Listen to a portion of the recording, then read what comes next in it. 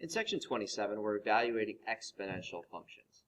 The purpose of the warm-up is to build a little bit of background information on how to evaluate linear functions so that we can extend that to exponential functions.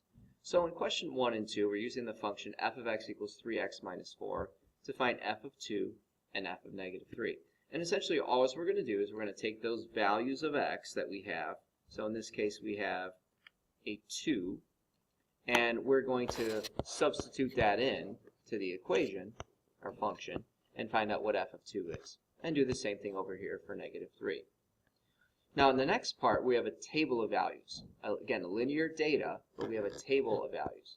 So we're going to evaluate g of 2 and g of negative 3 just based on the table. So an input of 2 turns an output of 3. An input of negative 3 gives us an output of 0.5. And then from the graph, we look for the x value to be our input. So h of 2, we go to 2 on the x-axis, and we kind of follow it down until we hit the line at negative 3. For h of negative 3, we go to negative 3 on the x-axis, and follow that up till we hit the line, we're at 7. So in activity 1, we're trying to find the value of the exponential functions with different representations.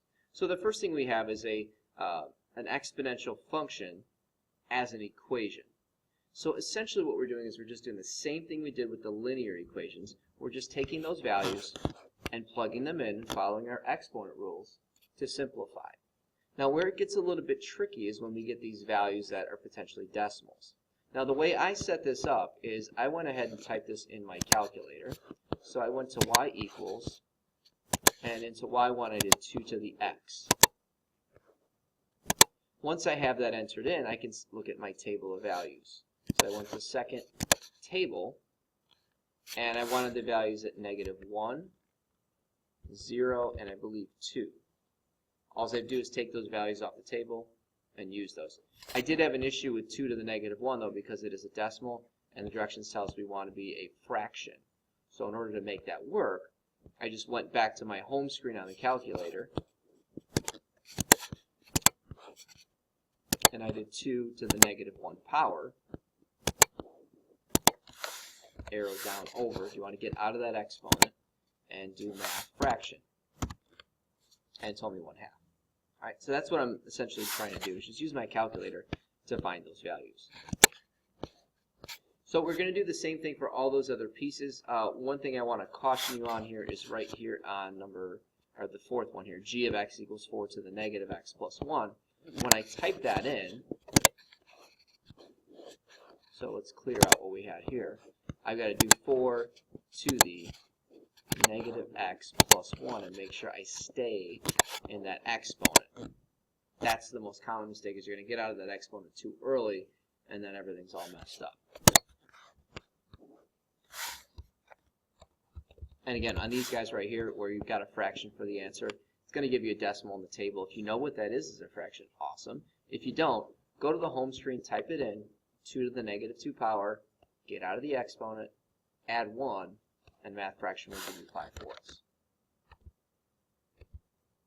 In activity 1 part B, we're looking at exponential functions in a table.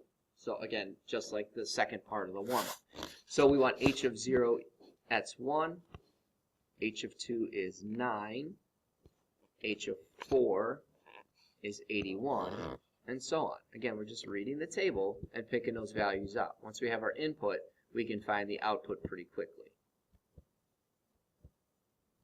And part C of the activity, we're looking at our exponential functions as graphs. So we're going to take those graphs that we have and read off the graphs to find out what we're looking for. So on the first one here, we have f of negative 1. Negative 1 falls directly between 0 and negative 2. And we were trying to find out what the height is in that case. And the scale is not showing here, but this is a 1 across this area. And that's halfway in between. So that'd be a 1/2. At 0, we have a value at 1. And at x equals 1, we have a value of 2. And we do the same thing for the other graphs as well. It's just a matter of reading the graph and looking for the height of the function at that particular input. So the inputs of negative 1, 0, and 1. And you'll notice on these graphs, they tend to grow very quickly or shrink very quickly. There's a lot of change happening over a very short period of time. Activity 2, we're using our tables to set these guys up. So in the model round here, we have 2 times 1.3 to the x. And you'll notice right here, we've got it set up for you to tell you what you should start your table at and what your delta table or change in table should be. All right, so let's go ahead and do that. So I'm going to go to the calculator and I'm going to type into my y equals, and let me clear out all these other things from before. Yep. And we're going to type in 2 times 1.3 to the x. Now once I've got that set up, I'm going to set up my table. So this is my y1. I'm going to go to second window, and that's going to pull up my table. From the prompt, they told us that we want to have our table start 7 and our delta table to be 4. That means that we're going to start at 7, our next value will be 11, 15, and so on. Now to pull up the table, we're going to hit second graph,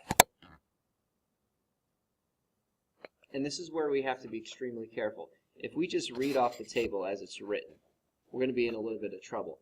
Because down here at 15, I've got 102.37. Directions say round to the nearest 3 decimal places. Well, I'm only seeing 2. That doesn't necessarily mean that there's only 2 decimal places. So what I have to do is actually have to go over to that spot in the table. And you'll see when I do that, the display is 12.55, but the actual value that the calculator is storing is this whole thing, 12.5497034. In reality, it doesn't make a difference for the 7 because when we round it, we will get 12.550. But it could affect the answers later. So on the second one, for 11 for the input, 35.843. And this is where we run into issues because the calculator is not going to be able to store more decimals than we can see. So we got 102.372.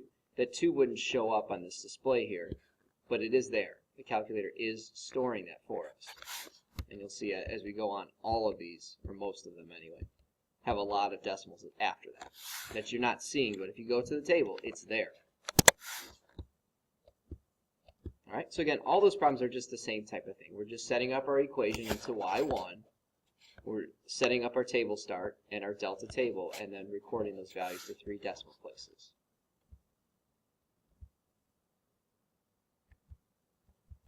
And then the closure is just a little bit of wrap up. So the first question is just evaluating the exponential equation.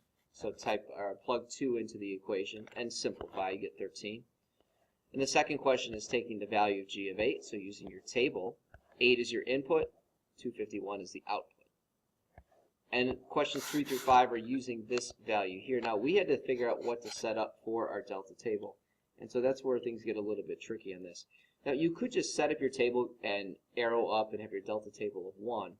But I think for the data that I'm seeing here, I'm seeing a -6, a -1, and a +4. Those numbers are 5 apart. So I'm going to set this up as 5. And my table start, I'm going to start at my lowest value, which is -6. So when I type this into the calculator and set up my table this way, the first 3 values I see will be those outputs. So the value at -6, the value at -1, and the value at +4.